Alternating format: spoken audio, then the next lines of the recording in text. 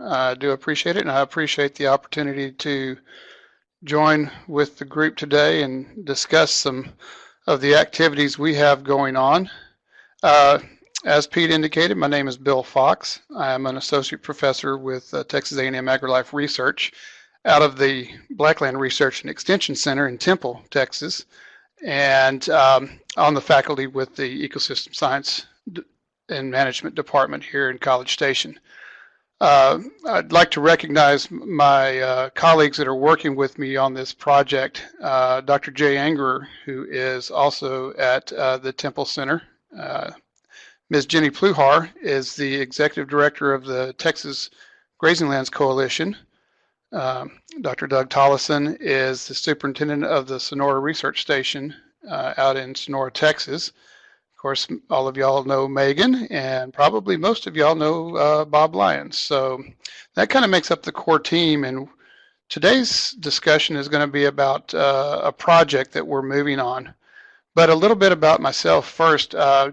I'm actually from the area down in South Texas, or I like to say South Texas. We're right on the edge. My family has been ranching in B County, North B County, for over 110 years now. And so home is just outside of Pettis, Texas. If anybody knows where Mineral, Texas is, well, that's just right down the road. But I do love my South Texas, and part of what we're going to be talking about today is going to be tested in some areas down in that part of the world. But without further delay, let me go ahead and move on into this. I like to start any discussion with a pretty picture. It just helps me get my mind settled. And I don't know if anybody's ever had the opportunity to travel up into Northeast Texas in Hunt County to the north and east of Dallas. Clymer Meadow is a beautiful piece of prairie owned and operated by the Texas Nature Conservancy. And we have some work going on with them, but it kind of gives a backdrop of what we're going to be talking about. This particular prairie doesn't really show here, but eastern gamma grass, big blue stem, little blue stem, Indian grass, and a huge diversity of forbs out there. But we're talking about rangelands and grazing lands in the perspective of forage production, whether it be for livestock or for wildlife or for aesthetic uses or whatever it may be. Having cover and having things that are growing out there that we desire for meeting our management goals is very important. And so some of the efforts that are going on with our program and the project over the next few years is to help push some decision support tools out that can be utilized by landowners, land managers, stewards of the land, and help to inform that decision-making and management-making process. So leaving our pretty prairie in Northeast Texas, we're going to go into some of the discussions about what we're doing with our efforts. I've got three main objectives today. The primary one is to introduce to the group the Conservation Innovation Project that we're working on. I've covered the second part of this first objective and introduced myself and my colleagues with AgriLife Research, the Texas A&M AgriLife Extension Service, and the Texas Grazinglands Coalition. I would also like to recognize USDA Natural Resources Conservation Service, who are the funders for this project, and we will be working closely with their technical providers from the Fort Worth Center, their technical center up there. And also, I'm not going to name any names, but we've got 10 landowners from around the state that will be working with us on this also. So that's part of our partnership and what we're doing. The second objective I have today is to provide an overview of the decision support tools that we're talking about utilizing. what they're capable of, the kinds of information they could provide, and how we see them relating to landowners, land stewards, the folks that are out on the ground managing the land. In our case, rangeland, grazing land systems, because that's what we're focused in on, and then how they could inform the conservation efforts that are going on in that arena. And at the very end, we're going to kind of go out into the left field of the dreamer that I can be sometimes and discuss some future applications of these kinds of tools, what they might be able to do to expand potential for conservation of the land, but also for communicating in emerging markets that can perhaps be tapped into to bring further opportunities to the lands for conservation and application there. So those are my main objectives. If I do venture off, which I have been known to do in my squirrel moments, I'll try to bring myself back in and we'll continue our discussion for about an hour today. So again, I welcome everybody that's joined and I look forward to visiting with you. To begin, I want to put a couple of definitions out there. You're going to hear me talk a lot today about forecast or forecasting.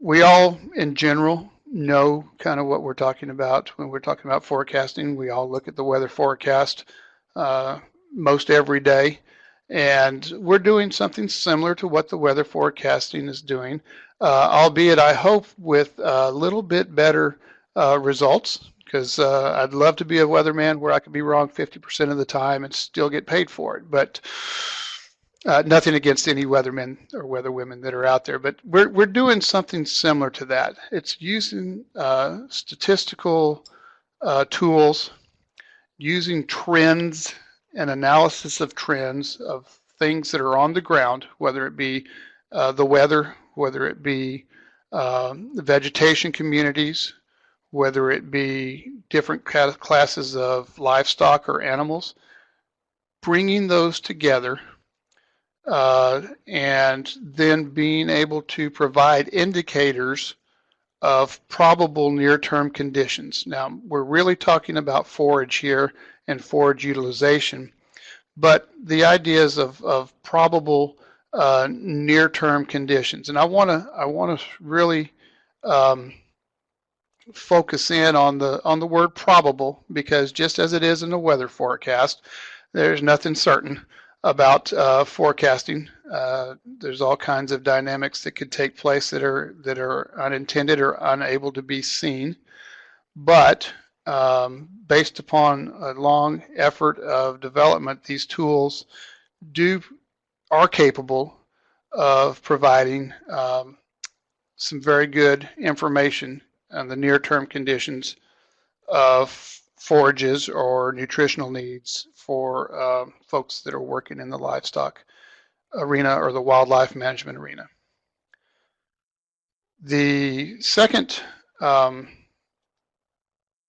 definition that I want to throw in is resilience. And again,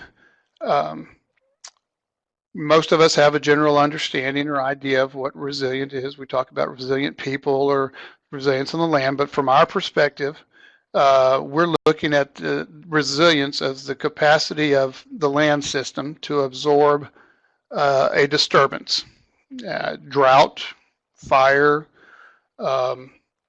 what insect invasions, perhaps the issues dealing with noxious or invasive plants. You know, how can the system absorb these types of disturbances and stay organized so that as they undergo that change, they still retain that basic function and structure and identity of that system. So if it's a grassland, it remains a grassland with similar sorts of species compositions that were there. It doesn't shift from being a grassland to a woodland type of a situation. It has the ability to take that disturbance and return back to that. But an easier way to look at it is the bottom line. Can the system take a punch, or can it take multiple punches and stay about the same over time? So we'll talk about resilience as we talk about some of the applications of the tools that we're talking about, the decision support tools. And then I would add another definition here that I didn't put in, but you'll hear me speak in different ways about conservation today.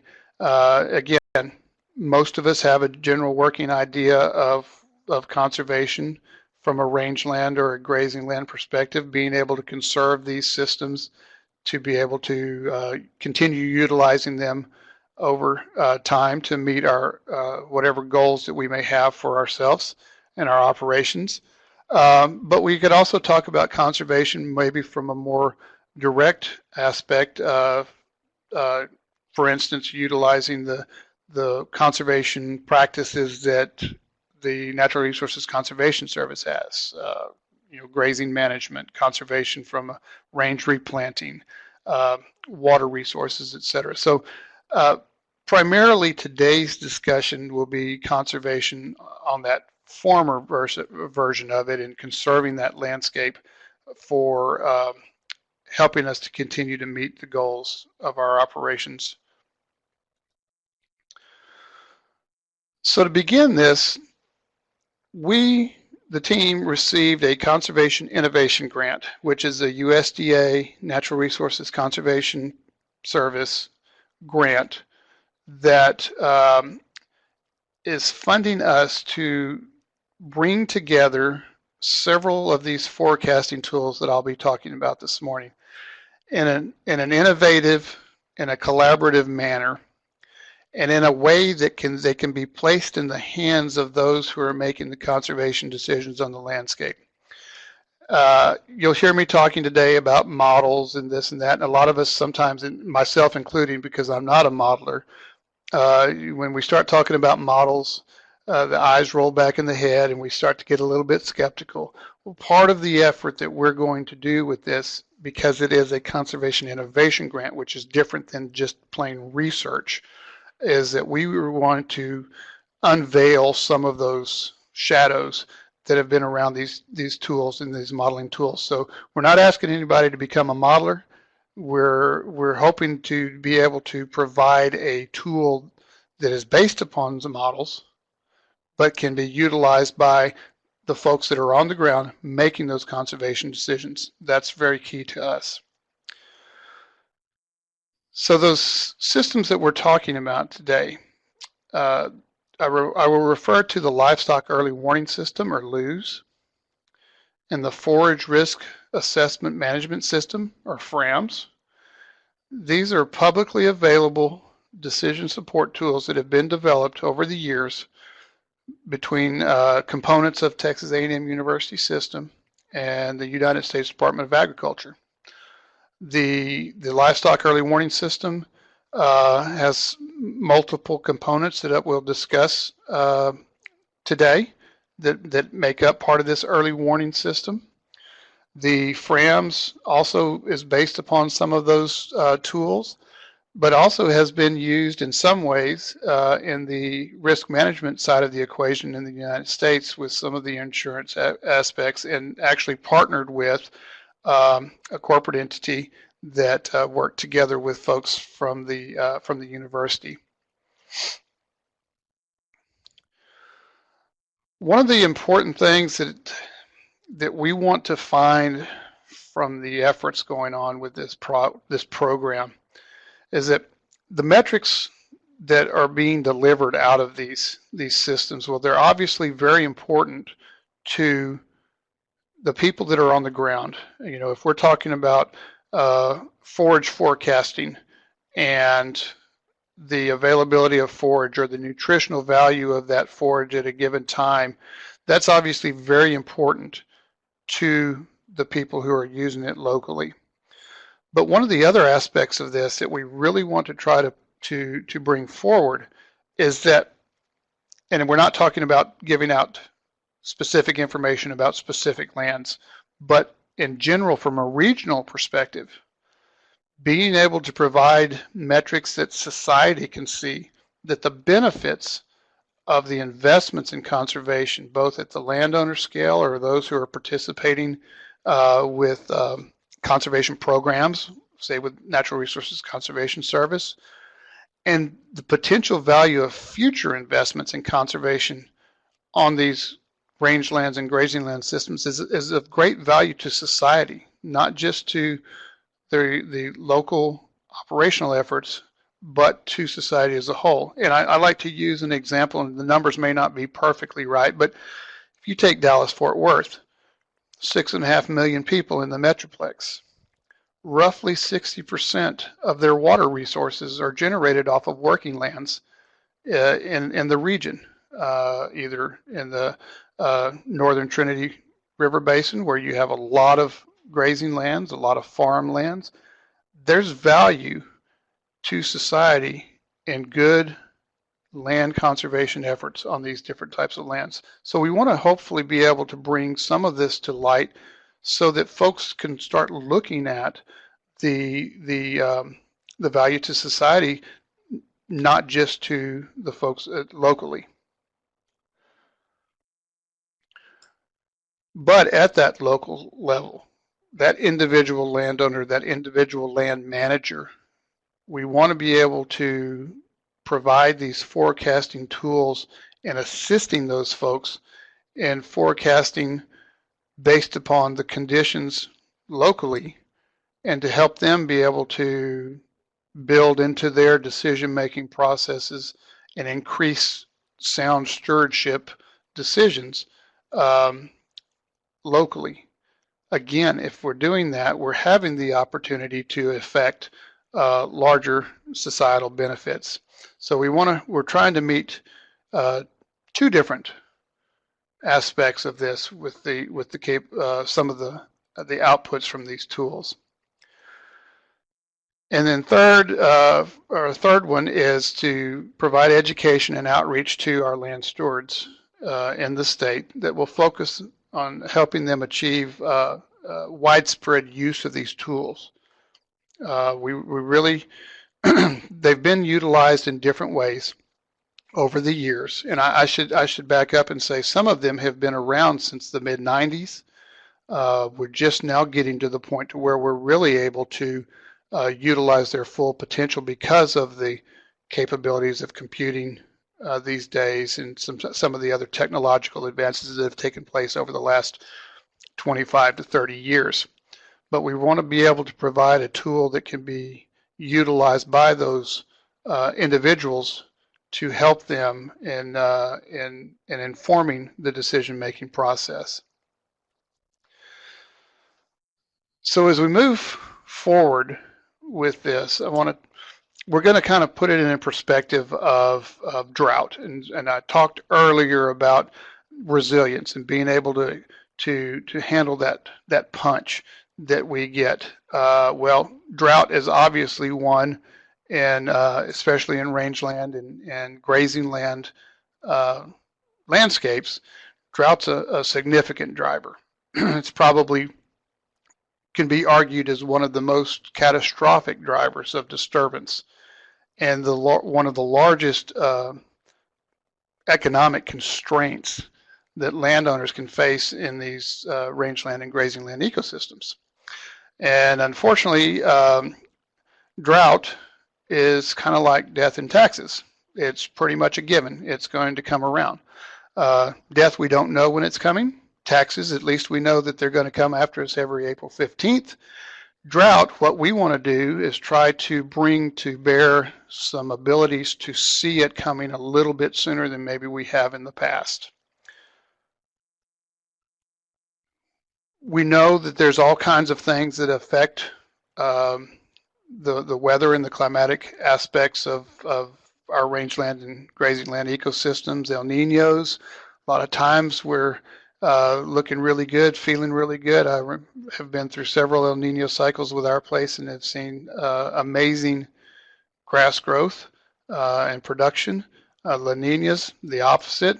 Sometimes we find we're not getting what we would really want out of it, but we know that these forces are going to continue to influence the dynamics of precipitation and how they come about. And we want to be able to provide these tools as an ability to look at timely and useful forecast of forage production. So not just weather and whether it's going to rain or not, but forecasting forage production and potentially pending shortages of forage, or perhaps seasonal nutritional requirement deficits that may not be able to be reached. And so through the utilization of these tools, we can hopefully be able to provide some of this information that could go into that decision-making process. It could become a vital resource to land managers related to conservation and the application of conservation efforts and drought resilience. It could also be a means for minimizing economic, social, and ecological impacts that are often driven by drought. So I asked the question, which side of the fence would you rather be on with an impending drought? Well, obviously, most of us would, if we're looking at our computers, the right-hand side. Now, for any of you botanists out there that are looking at this grasses and saying, well, that's not Texas. Well, you're right.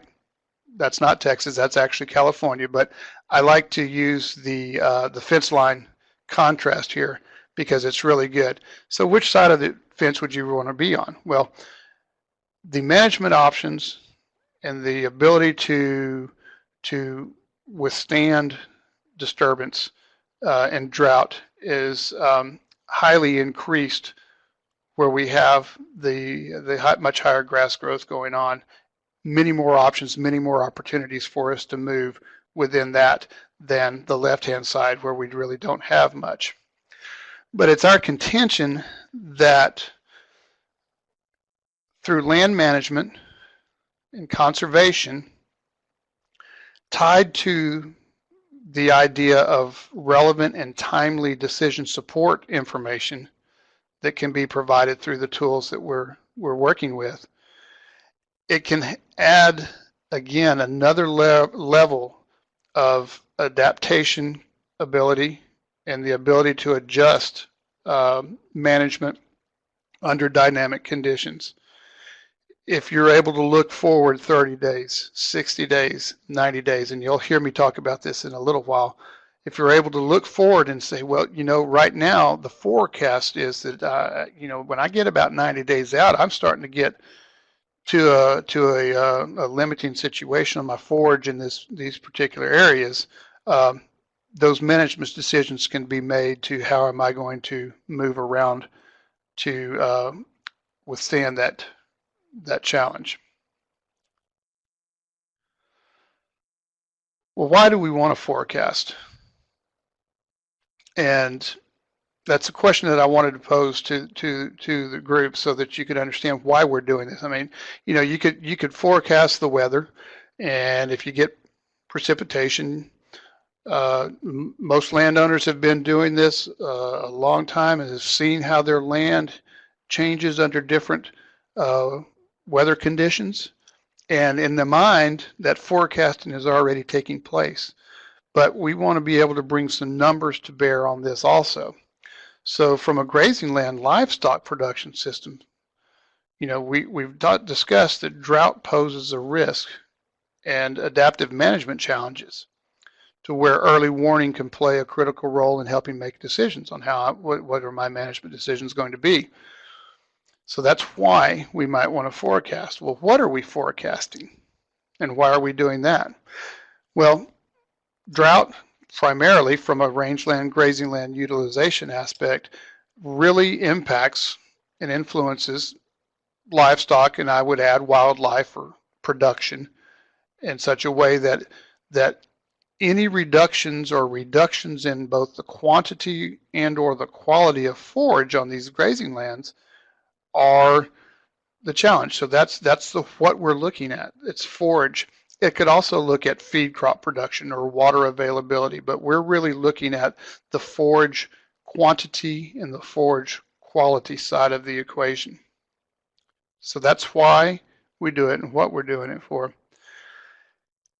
And the output or the outcome of that is that given that reductions in the quantity and quality of forage have the potential to have major impact or are major impacts of drought, there's a need that exists to be able to provide some indication of this from an early warning perspective, so that instead of being quite as reactive as sometimes in the past we've had to be, perhaps through this technology and through the use of these tools, we could be more proactive so that we can improve the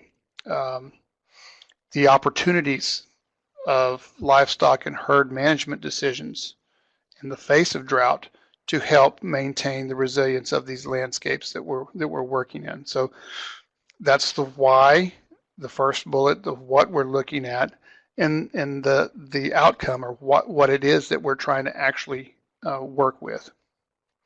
And take a break here. I know I'm talking about a lot of different things, but if anybody has any questions, feel free to go ahead and pop them up, and I'll talk to you about, or try to answer them the best of my ability. To carry on, we've all seen the 2000 drought. We all recognize what's happened. Most of the southern Great Plains is the worst drought, 1 year drought conditions ever recorded.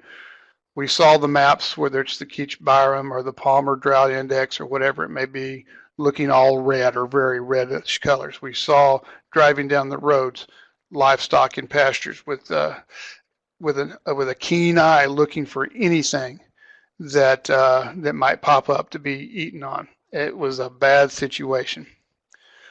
During that time, Palmer Index estimated about 54% of the southern Great Plains was in extreme drought, which is the second highest category of drought, pretty catastrophic.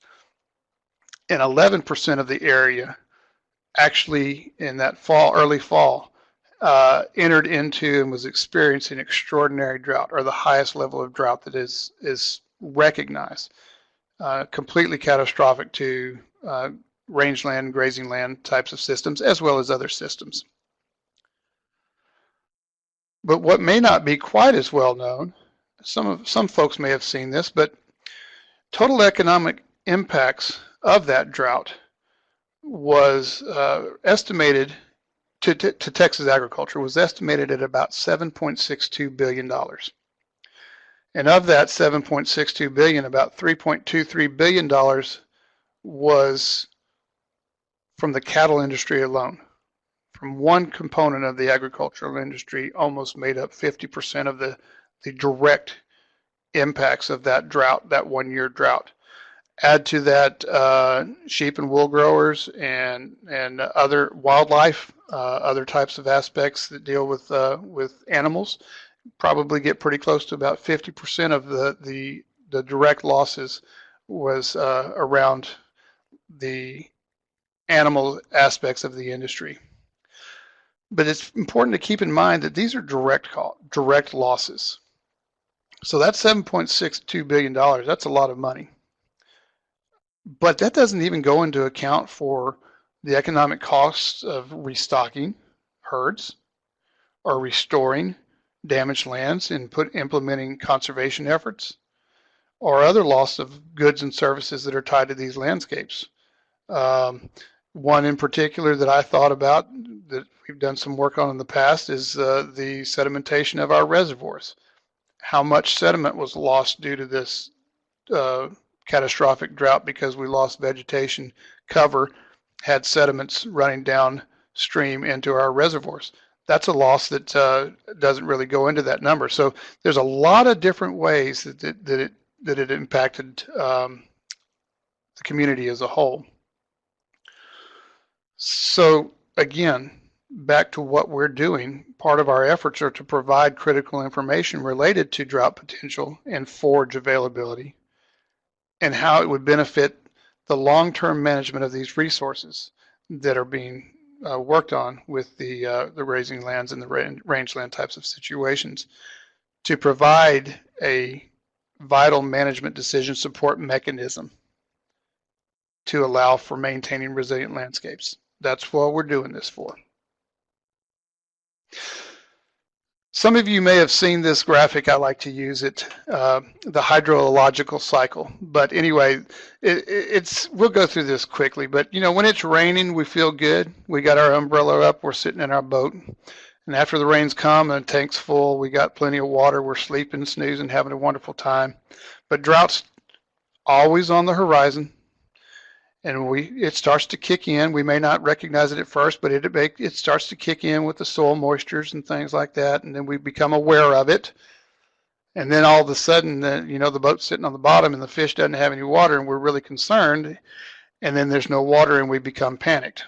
Well, with forecasting, while we're feeling good during that good time, we're still forecasting, and perhaps we can look at and see ahead that this drought's coming on, how it's going to impact the forages, so that we've put in place, and many people have in place, and the preparedness that's necessary, the drought management plans or whatever it may be, so that they can be starting to implement what they've prepared for, so that once we get to that concern, we're in drought, it's full blown, the management actions have taken place, and we're in a good place, as good as we can be under the current situations with the management decisions that have been put in place, so that instead of going to panic, we take that out of the equation.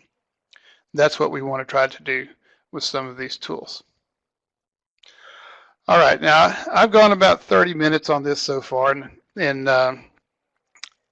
just kind of overviewing why we're doing what we're doing with this effort. Now I'm going to spend the second half of the discussion on the particulars of it, and there's going to be some things here that probably details that may not be directly of interest, but I want to try to give a general idea of what we are using when I'm talking about discussing the tools. So the first tool is called Phygrow, or that's short for the Phytomass Growth Simulator. It's a model. Yes, it's one of those black boxes, but it's one of those black boxes, again, that's had a lot of that shadow removed so that you could see, because there's a lot of development that has gone into this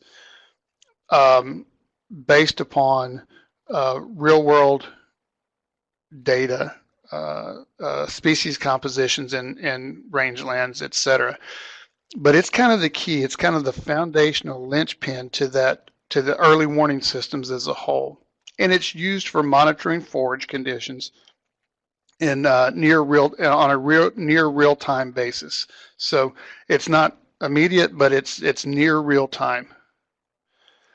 It's hydrologic based, or it's water cycle based, a growth model for the plants that simulates the daily available forage in any given spatial area that's been designated.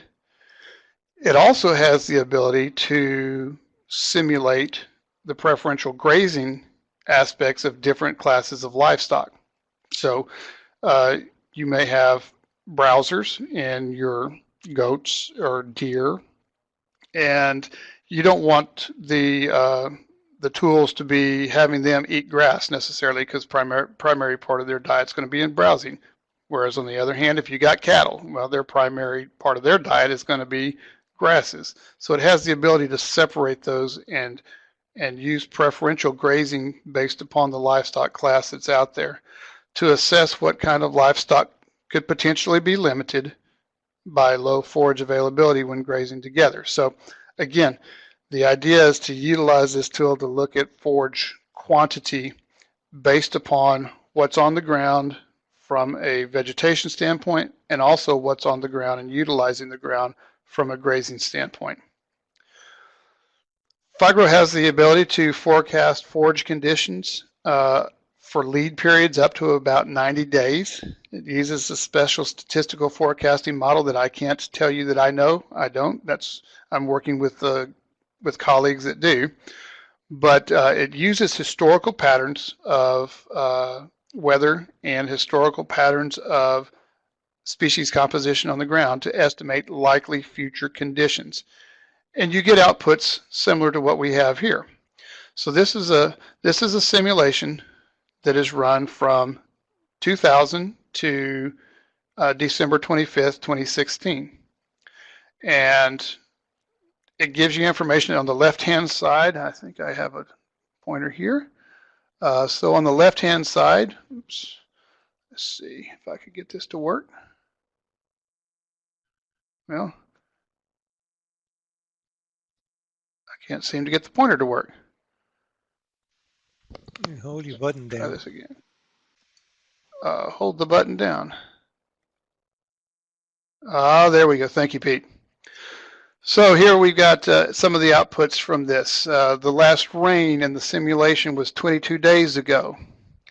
The mean forage over the entire, this is a hypothetical bull pasture. If you look at the forage condition matrix on the right-hand side, we're in the hypothetical bull pasture.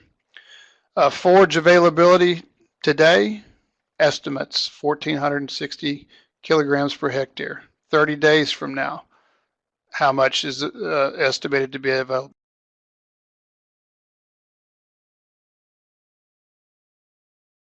60 days from now, how much?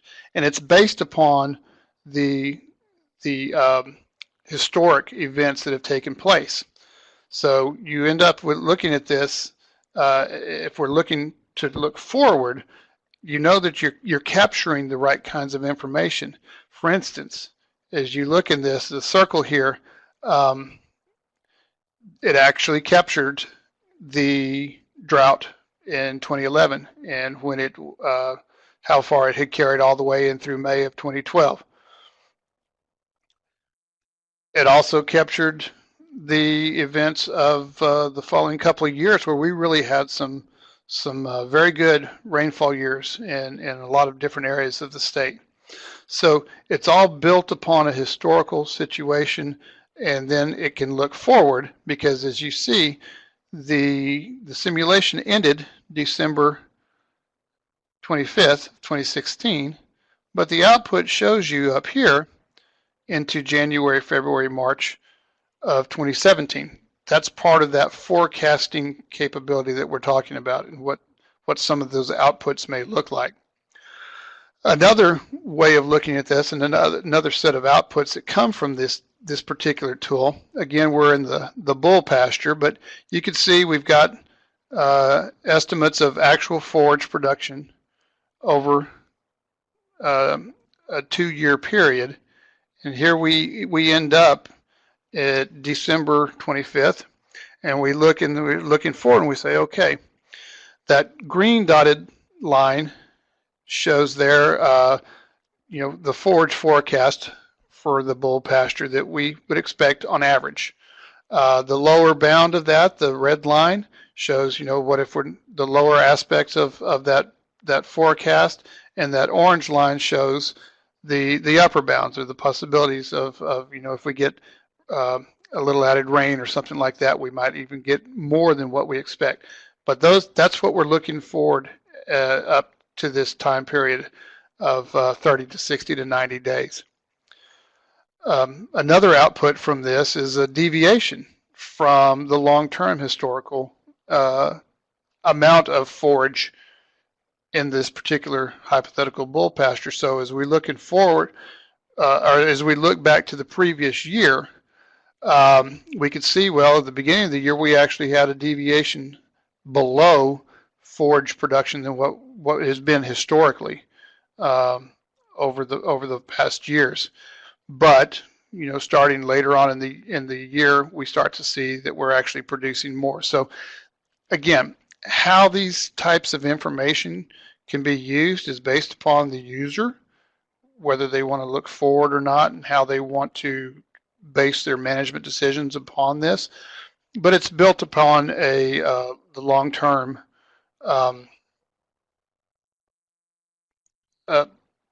information that was built long-term from a particular area. All right, that's in a nutshell a very, very complicated effort, but that's the kind of the forage quantity forecasting. Now I want to move into another tool that we're building into this tool set that has to do with forage quality. Forage quality assessments are important because, are as important as forage quantity. Quality is the primary driver for maintaining animal condition, for maintaining reproductive health, for maintaining livestock productivity. They all influence the economic return. So we might have a whole lot of forage out there on the ground, but if the quality doesn't meet what the livestock or the wildlife needs, then we're impacting our potential for economic returns if that's what we're interested in.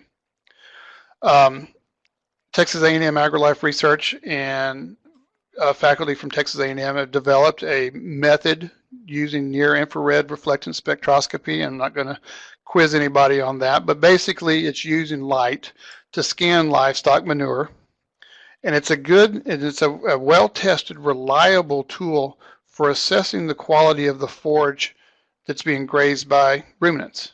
So if, this actually is a practice that is a conservation practice in the NRCS toolkit that if folks are interested in participating, you can go out. They have a process for collecting the manure. It doesn't require bare hands. Collecting it, and some of y'all may be part of this, but you collect the manure, send it into the Grazing Animal Nutrition Lab in Temple, and within 4 to 7 days, they can return back to a landowner the forage quality. That's, how well is that forage that's being ingested by the animal meeting their quality needs. And this is again the opportunity for early warning of emerging livestock diet conditions. So as we look at forage production and quantity, we could parallel be looking at forage quality, and together those two can inform landowners and decision makers as to what they might want to try to, what kinds of management practices they might be implementing for their particular area. Well, from that study with the near-infrared reflectance, my colleagues have actually built a tool called NutBow. The results from that forage quality analysis can then be used in the nutritional balance model to provide a means to evaluate whether forage quality and quantity are adequate to meet livestock performance goals. So that's the whole purpose of the forage production and the nutrition, the manure collection and analysis. As you run it through this particular tool, which will be part of the toolbox, you have the ability to then look and see whether or not you're going to be able to meet livestock performance goals. It's a nutritional balance model. I won't go into details about it, but it basically looks at performance based upon the quantity and the quality, or the crude protein and the energy of the forage that's available. And it also allows to evaluate performance goals for maintenance, gain, and or lactation. So at different times during the livestock cycle, you could look at what's available from a forage perspective and whether or not you're going to be able to meet the needs for maintenance, gain, or lactation. So I'm not going to go into a whole lot of detail with this, but I would tell you that there is a component within this that allows you to look at estimating least cost rations, to look at potential supplemental feeding options for meeting performance goals if the forage that's available is not able to do that. So again, we got just an idea of some of the things that are put out from this particular tool. You could look at crude protein percentage available based upon the forage that's there at any time during a year. You could also relate out body condition scores. If you're scoring animals and look at that saying, well, my crude protein's down and my body condition scores are down, perhaps this is somewhere where I need to consider management options. All right, so we've gone through Phygrow, we've gone through the near-infrared reflection spectroscopy, or NIRS, we've gone through nut bow. Now then I want to talk a little bit on how we are going to be working to bring all of this together. And I mentioned early in the discussion the livestock early warning system. The LOOS program uses a combination of field collected data, which could be Phygrow generated or other generated on the ground measurements. It also uses remotely sensed or weather station data, and it runs the biophysical simulation models that can predict available forage standing crop and to monitor forage conditions compared to historical maximums, minimums, and averages. Now, on the right-hand side here, first off, you'll notice that that's not anywhere that I would recognize in the state of Texas or in the Southern Great Plains or even in North America. That is actually in Mongolia. One of the reasons why we were working on this effort, these tools have been widely applied in East Africa and very beneficial there. They've been applied in Mongolia, and in certain areas there's have limited application, but we've never really got them on the ground here where they've been developed, and here where I think that they can help a great deal. There's a lot of reasons for that, but one of them that we're addressing in this effort is to reduce some of the complexity that the individual is doing on their part, so that they become more of a user than a generator of these types of information. But this is an output from the livestock early warning system for Mongolia, and so this is actually a total forage estimate for the country, the entire country, for September 1st through 15th of 2017. Of course, the greener areas, you're getting estimated more forage production. And then if you move down into the southern part of the country, well, of course, you're expecting less forage production because this is the Gobi Desert. But what else is interesting about this, and an output from the livestock early warning system, is looking at the total forage available deviations from long-term historical aspects. And so you could see that even though they're getting forage production up in the north, there's still quite a bit of deviation below what it has been in the past. Again, these are kinds of information that can be very beneficial from a regional standpoint to folks looking and saying, okay, you know, we're seeing some deviations here of what's going on with our forage production. What kinds of management actions might I be taking to try to alleviate those? And then the livestock early warning system also has the ability to participate in that forecasting. So this is actually the forecast for November 1st through 15th of 2017 for Mongolia. Same sort of deal. Total forage predictions estimated or forecasted, and deviations from that. The second tool, or overall coalescence of the tool, is the Forage Risk Management Assessment System. I'm not going to go into quite as much detail about this, but FRAMS provides a means to monitor and assess performance of these free-ranging livestock. It looks at forage conditions. It looks at site-specific weather. It looks at the possibilities of least cost feeding or destocking strategies, and then it puts it in the context of the market and weather risk. So this is the component that brings in some of those economic and aspects to the overall operational component of this, and we'll be adapting these for utilization. That's part of the big picture, is bringing all of these tools together into I hate to use the word dashboard, but they call them dashboards now, that can be utilized by landowners, not to do all of the work in the modeling themselves, but to be able to be the recipient of this information and then help in making management decisions. I know that's a real fast overview of a lot of complex tools that we will be putting together and working with to demonstrate, but I want to finish up with a couple of key points here. One of the areas that I want to talk about is producer participation.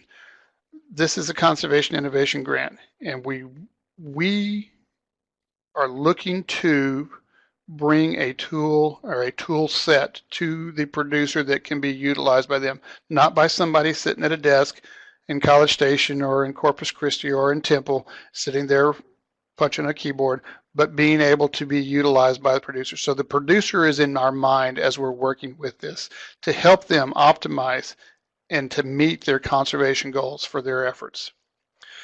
As I mentioned earlier, and in helping us to meet that goal, we're going to be working with 10 landowners from across the state of Texas to pilot this program, working with them on the ground. And so we will be getting feedback from them, from producers directly on what's working, what's not working, and hopefully we'll be able to adapt to the need with the producer in mind. And there's also going to be opportunities for other interested parties like yourselves that if you are interested in following this throughout the project, there will be workshops in different regions of the state of Texas that will be open for attendance and seeking to have folks that participate provide feedback to help our project move forward.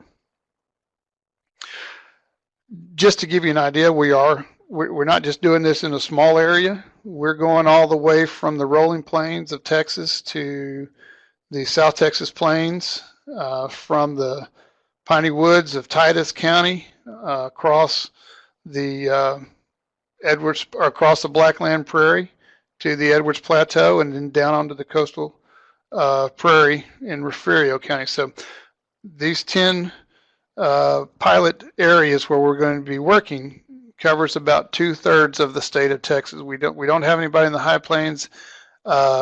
We have some others that are working with these tools in the Trans-Pecos that aren't particularly working with this specific project.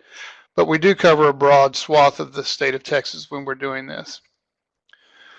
And the things that we want to bring to the producers from workshops, from trainings, from demonstrations is an introduction to these weather monitoring and forecasting tools, bring that basic information, how to understand it, how to interpret it, where to go to locate information, and how to look at these short and long-term forecasts and how they can be utilized.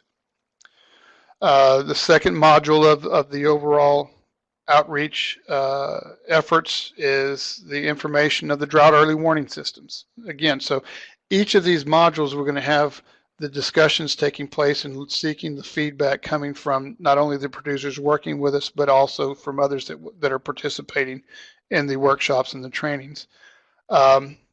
So the second one is going to be, the second area of interest is going to be that drought early warning and the tools that are built around that. The third area is the nutritional profiling systems and how they can be utilized in balancing herd needs. And then finishing up with at the end of this project in 3 years, that online web tool, that dashboard, and bringing that out to the public to learn and test and work with us on how this tool set all functions together.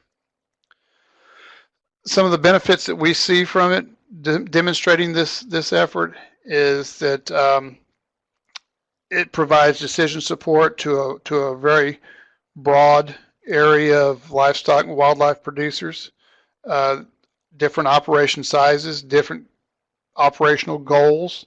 Again, the drivers behind some of this: drought, forage production, forage quality, things are cross-cutting across size of operation and location, but it's to help hopefully increase the information going into that conservation effort and the maintenance of that land ownership management and meeting management goals.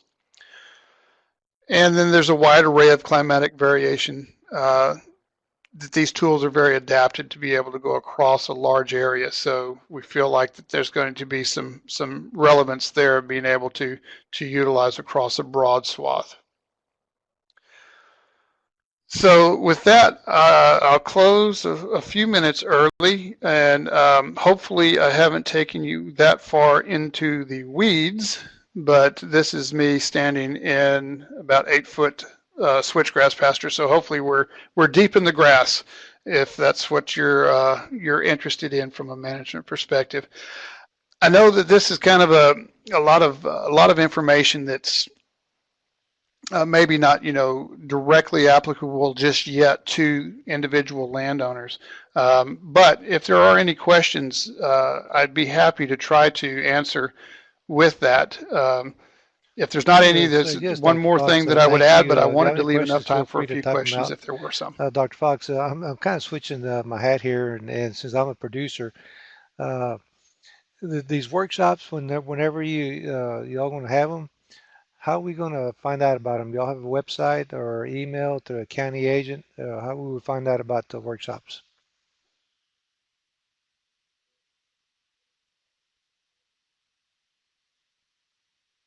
We will be working with our partners in this, with the extension, with Dr. Clayton and Dr. Lyons directly, and other regions of the state where we are going to conduct them to get the information out. I'm sure that we will let the county agents know also. We will let the county agents know. So at the county level, we haven't gotten a calendar yet for when this is going to take place. We're just starting. Literally, paperwork was all signed last week, so we're just kicking this off. But we will make sure that we get this out to folks in a timely manner so they can participate, because that's key. It's key to the success of the project is having that participation and feedback. And wait, see if any more questions pop up. In the meantime, what I'm going to do is I'm going to put out a link for a survey, and please fill out the survey. It's really helpful for us. I'm going to go ahead and put it on a chat pod. Y'all can click on it, or let's see if I can pop it out to you. If by some reason the link covers up your Adobe Connect, you can just click on the green icon down your screen, come back to you. And again, our next session is going to be November the 2nd. We have Dr. Bob Lyons and Dr. Morgan Russell speaking to us on the tools in our land management toolbox. It will have one CEU IPM. And if you're not doing so, follow us on Facebook. If you go to facebook.com/txrange, we normally try to post 2 educational posts a week. So with that, I'm going to say again, Dr. Fox, thank you. Great webinar. Any questions? Y'all feel free to type them out. Thank you.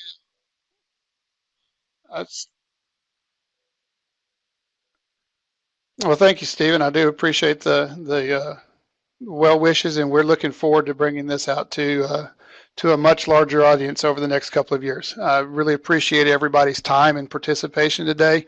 And if there's interest in this, I know that Dr. Clayton is going to be working very closely with us on this, and I'm sure that she could point in directions for, depending on future questions that it might